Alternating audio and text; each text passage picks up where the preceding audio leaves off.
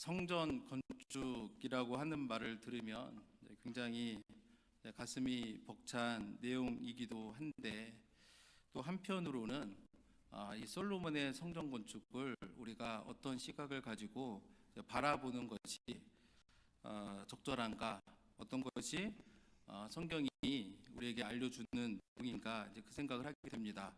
한국 교회가 7, 80년도에 정말 그 교회 세계 그 부흥사에 그 기록될 만큼 엄청난 교회 성장을 이루었는데, 그것과 함께 더불어서 한국 교회가 굉장히 열심을 냈던 것들이 뭐냐면 성전 건축입니다.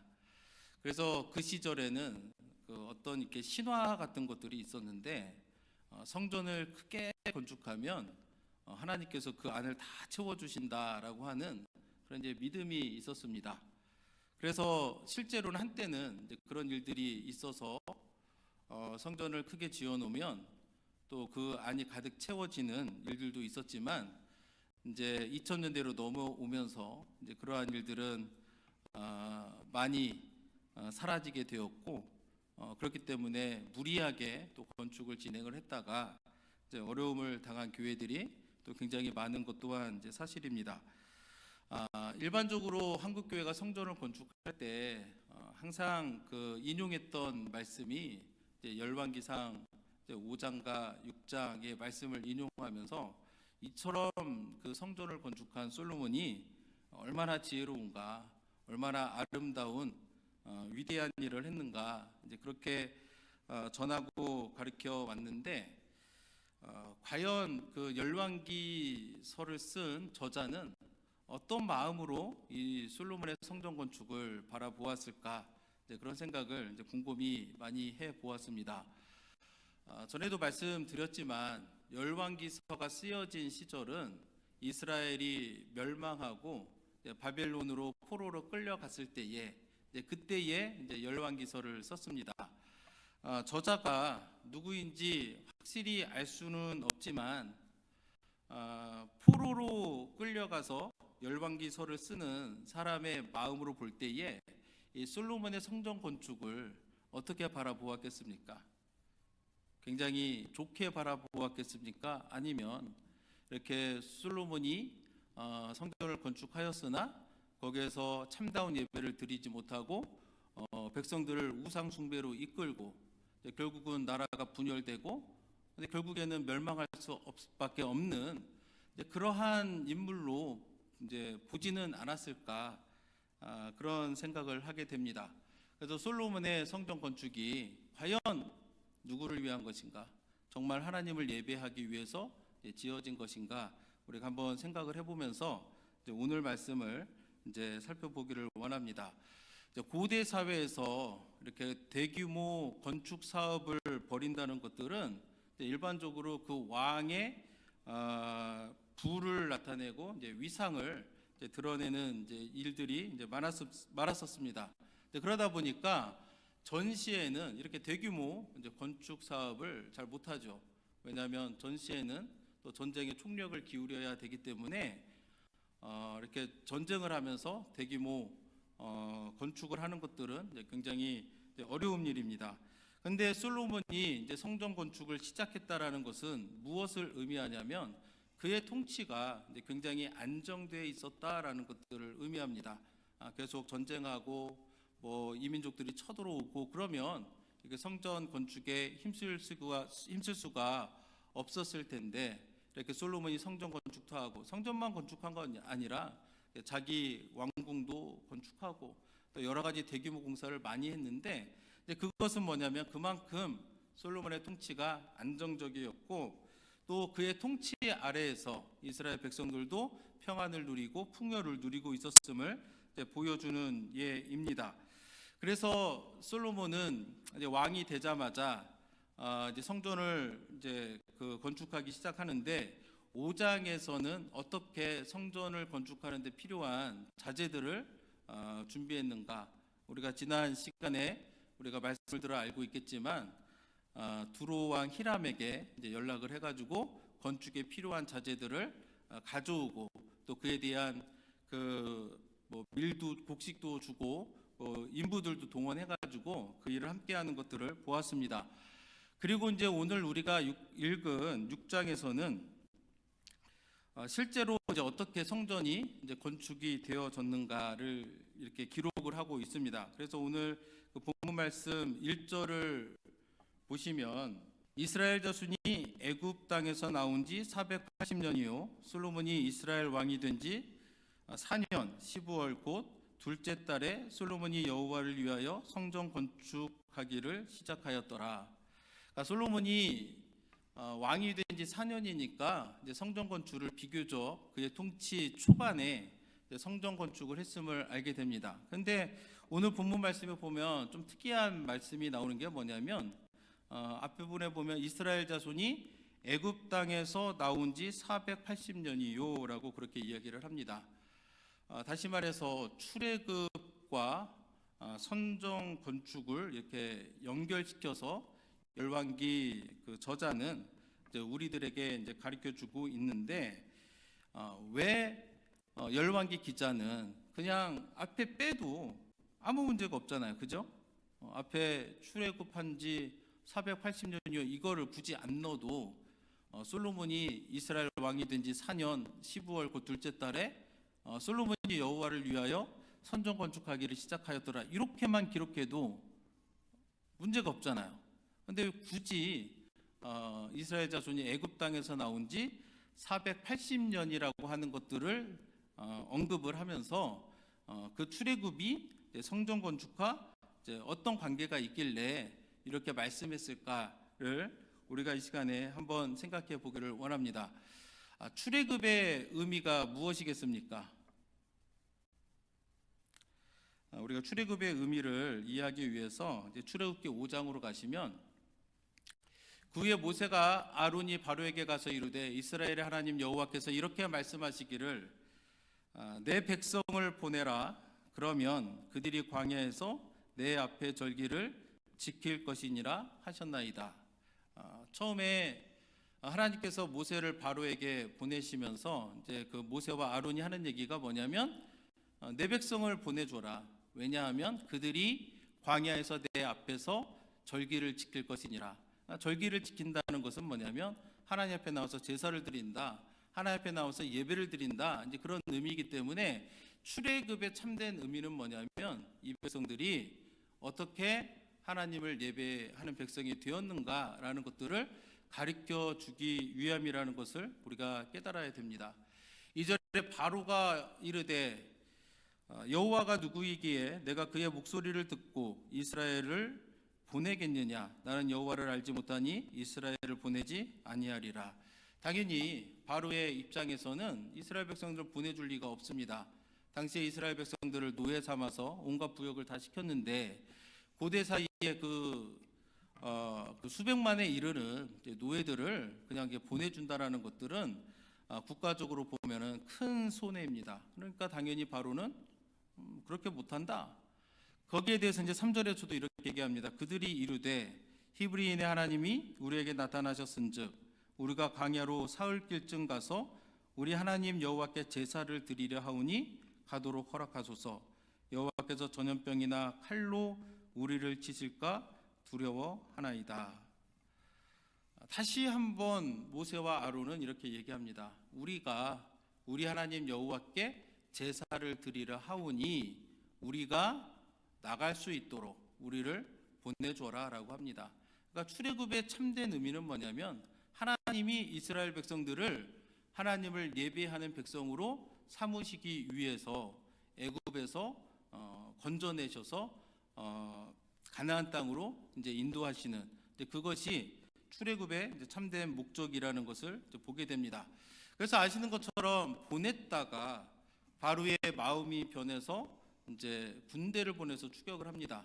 다 아는 것처럼 모세가 홍해를 가르고 온 이스라엘 백성들이 홍해를 건넌 다음에 애굽의 군대가 홍해를 건너려고 할 때에 다시 물이 합쳐지면서 애굽의 군사들이 다 이렇게 수장이 되면서 그들이 온전한 이제 구원을 얻게 되는데 그 기쁨이 너무 커가지고 이제 출애굽기 15장에서는 이제 미리암이 이제 승리의 노래를 이제 부르는 장면이 나옵니다. 그래서 15장 13절 말씀을 보면 주의 인자하심으로 주께서 구속하신 백성을 인도하시되 주의 힘으로 그들을 주의 거룩한 처소에 들어가게 하시나이다. 이 그 고백이 굉장히 흥미롭습니다. 이때는 이스라엘 백성들이 하나님을 잘 알 때도 아니고, 이때는 광야에서 하나님이 모세에게 명령을 해서 성막을 지었을 때도 아닌데, 홍해를 건너자마자 미리암이 노래를 하면서 어떤 고백을 하냐면 주의 힘으로 그들을 주의 거룩한 처소에 들어가게 하시나이다 라고 고백을 합니다. 그리고 17절에 보면은 주께서 백성을 인도하사 그들을 주의 기업의 산에 심으시리이다. 여호와여, 이는 주의 처소를 삼으시려고 예비하신 것이라. 주여, 이것이 주의 손으로 세우신 성소로서이다. 여기에 보시면 분명하게 언급하는 게 뭐냐면 하나님이 주의 처소로 삼으신 것이 무엇입니까? 그 백성들이라는 거예요.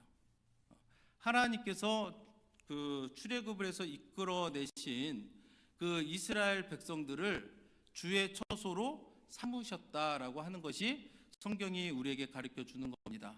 그러니까 우리가 하나님께 예배 드릴 때에 뭐가 중요합니까? 공간이 중요합니까? 장소가 중요합니까? 우리 자신의 마음이 중요하다라는 거예요. 우리가 진정으로 우리가 하나님을 찾고 바라고 우리가 신령과 진정으로 예배 드리는 것이 중요하지, 우리가 좋은 환경 속에서 평안한 환경 속에서 예배 드린다고 그것을 하나님이 다 받아주시는 것이 아니다. 아무리 좋은 환경 가운데 있을지라도 내 마음이 딴 데 있으면 하나님 받아주시겠습니까? 안 받아주시겠습니까? 안 받아주시는 거죠. 그래서 지금 그 출애굽에 대해서 이제 분명하게 열왕기 기자가 성전을 건축하는 데 있어서 출애굽을 언급을 하면서 참된 출애굽의 의미가 뭔가, 하나님이 우리를 예배하도록 우리를 부르셨음을 이렇게 가르쳐주고 있습니다. 또한 출애굽기 29장 42절 43절에도 보면은 이는 너희가 대대로 여호와 앞 회막문에서 늘 드릴 번제라. 내가 거기서 너희와 만나고 내가 말하리라. 내가 거기서 이스라엘 자손을 만나리니 내 영광으로 말미암아 회막이 거룩하게 될지라. 이 말씀에서도 분명히 얘기하는 것은 뭐냐면 성전이 없어도 하나님은 기꺼이 우리와 만나 주신다는 겁니다. 성전이 없어도 하나님은 기꺼이 우리의 번제를 받아주시고 그곳으로 말미암아서 그곳이 이제 거룩하게 될 것이라고 이제 분명히 얘기해주고 있는 것입니다. 그래서 1절에 출애굽을 한 지 480년이 지났다라는 말을 왜 할까? 정말 우리가 하나님께 예배 드릴 때 우리의 참된 마음의 모습이 어떠해야 되는가라는 것들을 열왕기 저자는 우리에게 가르쳐주고 있음을 생각을 해봐야 됩니다. 그러면 이것은 구약에서만 그런 거 아닙니까? 라고 말하는 분들이 있을 수도 있지만 사도행전 그 7장에 보시면 7장 46절부터 50절까지는 이제 스데반이 설교 중에 나오는 이야기입니다. 스데반이 거짓으로 고소를 당했을 때에 그가 어떻게 얘기하고 있는가 보면 46절에 다윗이 하나님 앞에서 은혜를 받아 야곱의 집을 위하여 하나님의 처소를 준비하게 하여 달라고 하더니, 우리가 다 아는 것처럼 다윗은 나는 이렇게 편안한 곳에 사는데 우리 하나님은 거할 곳이 없구나, 그것이 마음이 불편해가지고 하나님의 처소를 지으려고 이렇게 이야기를 합니다. 그랬는데 누가 짓는가? 47절에 솔로몬이 그를 위하여 집을 지었느니라. 여기서 말하는 집은 뭐냐면 솔로몬이 성전을 지었다는 것을 의미합니다. 근데 48절에 보면 뭐라고 나와 있냐면 그러나라는 거예요. 그러나 우리가 생각할 때는 성전 안에 하나님이 머무르니까 그것이 다 좋은 것처럼 생각이 되지만 지금 그 스데반은 뭐라고 하냐면 그러나 지극히 높으신 이는 손으로 지은 곳에 계시지 아니하시나니 선지자가 말한 바 주께서 이르시되 하늘은 나의 보좌요 땅은 나의 발들상이니 너희가 나를 위하여 무슨 집을 짓겠으며 나의 안식할 저소가 어디냐? 이 모든 것이 다 내 손으로 지은 것이 아니냐? 함과 같으니라. 우리 하나님이 어떤 분이십니까? 창조주 하나님이신 거예요. 이 세상에 그 어떤 것도 하나님의 그 손으로 짓지 아니한 것이 없는데, 사람이 어떤 집을 지었다 해가지고 하나님이 뭐 그곳에만 갇혀 있느냐? 아니라는 거예요. 지금 그 스데반은 유대인들과 이렇게 논쟁을 하다가 그들이 이제 당할 수가 없으니까 이제 거짓 증인들을 세워서 지금 이제 그 스데반을 고소했는데, 지금 이제 자기들이 이제 당하지 못하고, 그때 이제 그 스데반이 했던 말 중에 무슨 얘기를 하냐면 그 성전에 관해서 이야기를 합니다. 그래서 그 6장 12절 14절에 보면은 백성과 장로와 서기관들을 충동시켜 와서 잡아가지고 공회에 이르러. 그러니까 누가 그랬냐면 자유민들이라고 하는 사람들이 스데반과 논쟁을 할 때 성령이 충만하고 지혜가 충만한 스데반을 감당하지 못하니까 거짓 증인들을 세워서 이 사람이 이 거룩한 곳과 율법을 거슬려 말하기를 마지 아니하는도다. 그럼 무슨 말을 했는가? 14절 보니까 그의 말에 이 나사렛 예수가 이곳을 헐고, 여기서 말하는 이곳은 무엇입니까? 성전이죠. 성전. 예수님이 성전이 헐고 뭐 3일 만에 다시 짓겠다. 이제 그 의미는 자신의 몸을 비유적으로 한 말인데, 이 사람들은 그런 걸 모르니까 이 성전, 아니 어떻게 이렇게 할 수가 있는가? 40년이나 걸쳐서 지은 이 성전, 이때 이제 성전 헤롯 성전인데 이곳으로 헐고 또 모세가 우리에게 전하여 준 규례를 고치겠다 함을 우리가 들었노라 하거늘. 그러니까 사실상 스데반이 왜 죽었는가 하면은 그 당시 사람들이 성전에 대한 애착이 굉장히 강했거든요. 그런데 스데반이 얘기하는 것은 뭐냐면 그게 아니라는 거예요. 참된 예배는 어떻게 드리는 것이냐? 우리의 마음으로.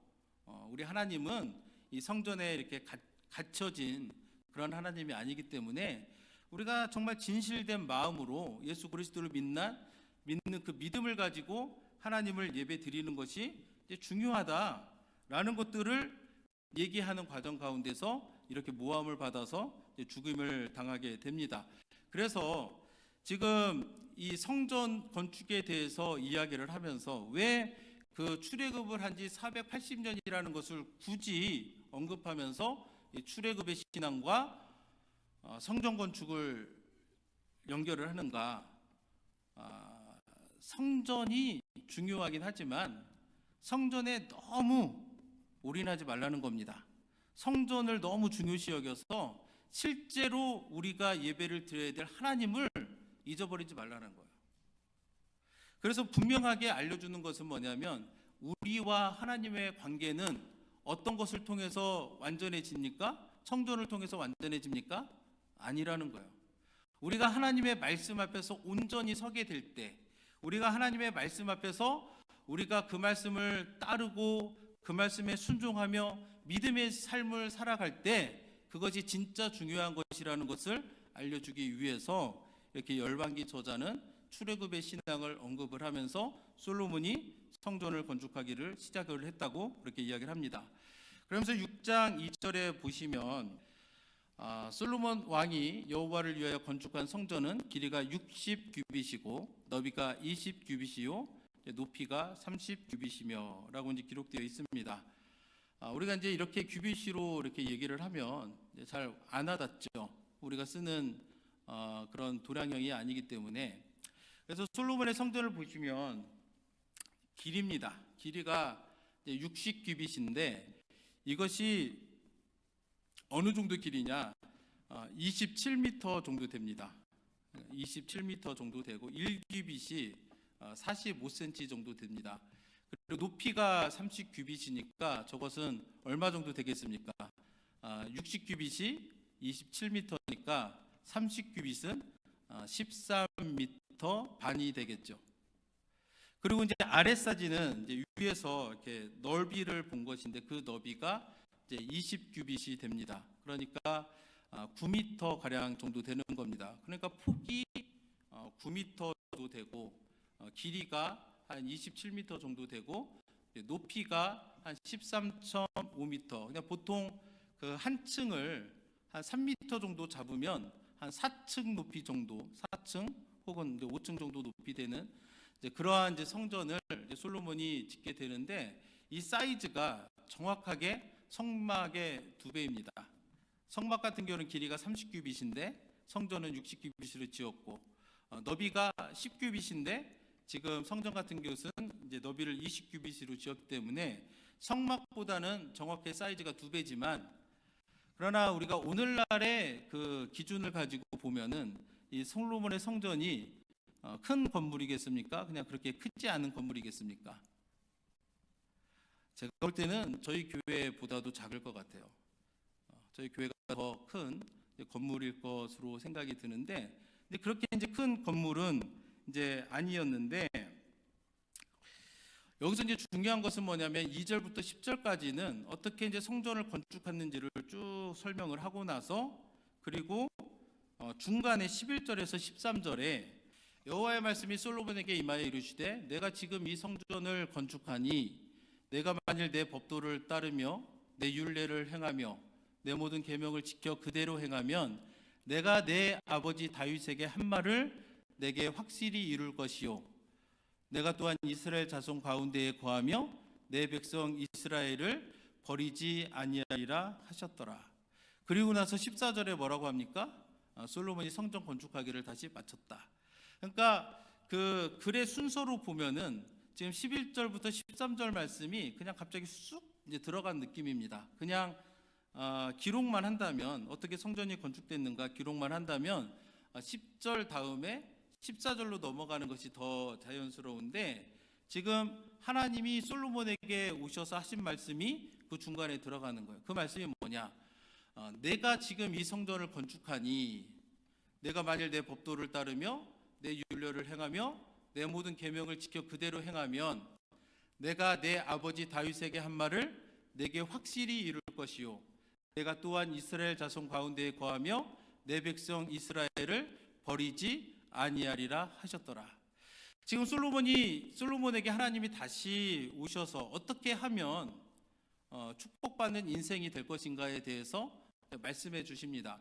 이 말씀은 사실은 다윗이 솔로몬에게 했던 말, 그리고 솔로몬이 꿈을 꿀 때에 하나님께서 찾아오셔서 했던 말과 굉장히 비슷합니다. 그럼에도 불구하고 하나님께서 솔로몬에게 이렇게 다시 찾아오셔서 이렇게 재차 반복하는 이유가 무엇이겠습니까? 그만큼 중요한 얘기라는 거예요.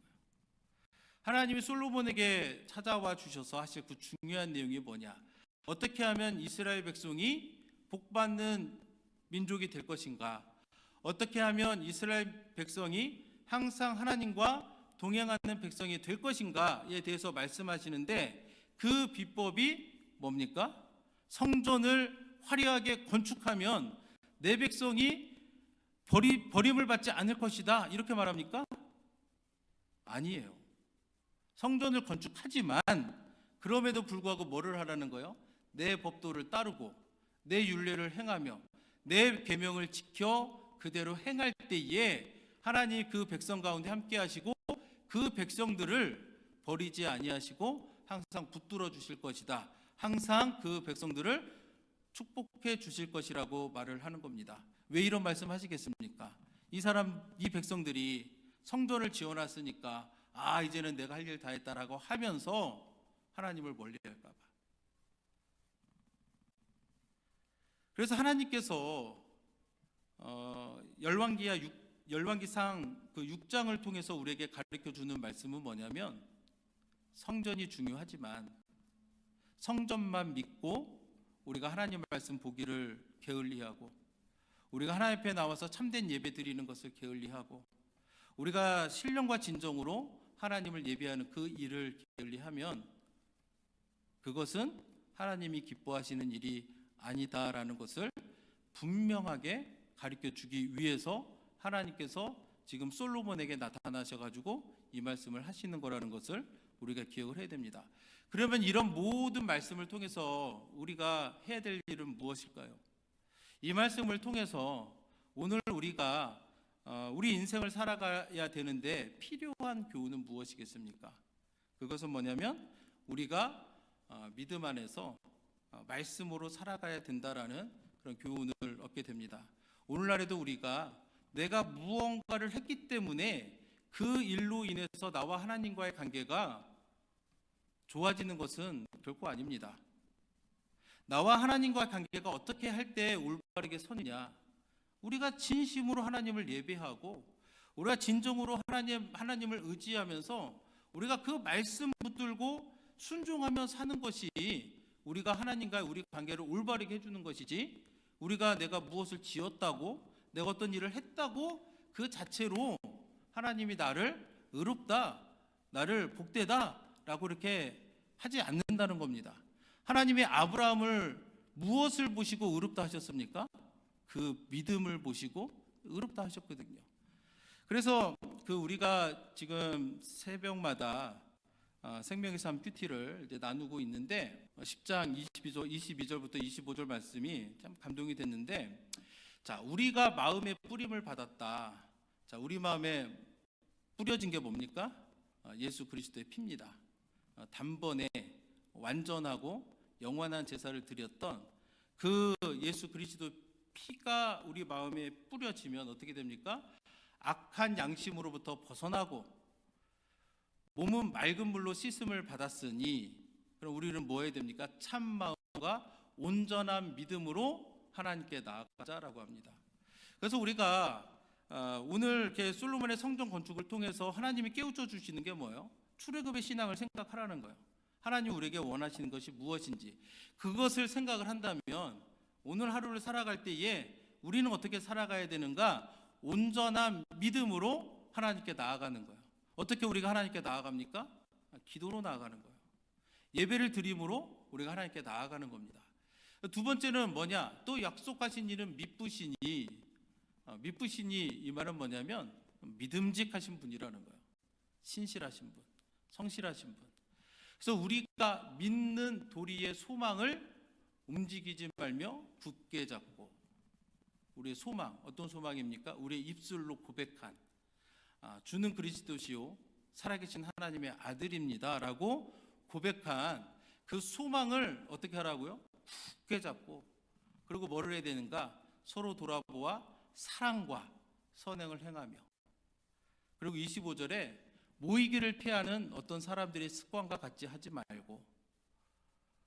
그러면 믿음과 소망과 사랑이 있는 사람은 어떤 모습이겠습니까? 모이기를 기뻐하는 사람들이죠. 누가 모이기를 피하는 사람들입니까?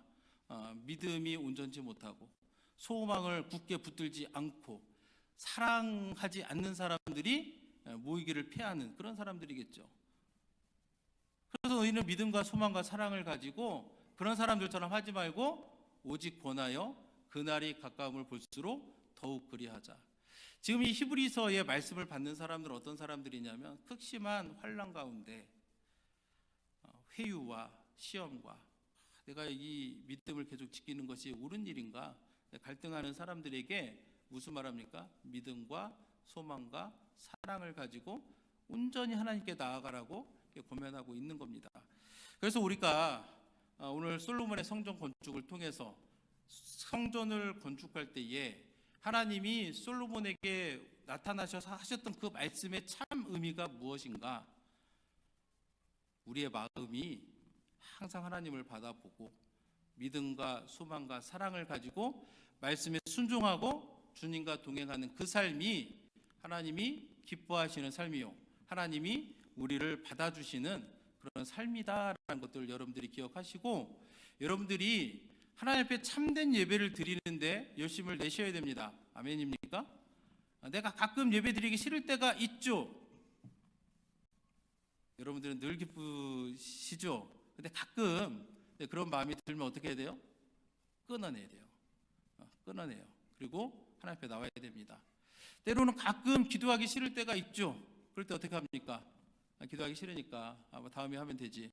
이렇게 하다 보면 계속 안 하게 되는 거예요. 계속 끊어내야 되는 거예요. 끊어내고 하나님과 약속한 시간이 있으면 끊어내고 나의 기도의 자리를 지키는 거, 끊어내고 내 예배의 자리를 지키는 거, 그렇게 우리가 하나님께 예배하는 그 참된 모습을 보여줄 때 하나님이 우리를 붙들어 주시고 우리에게 은혜 주시고 우리가 늘 믿음의 길, 승리하는 길을 걸어갈 수 있도록 도우실 줄로 믿습니다.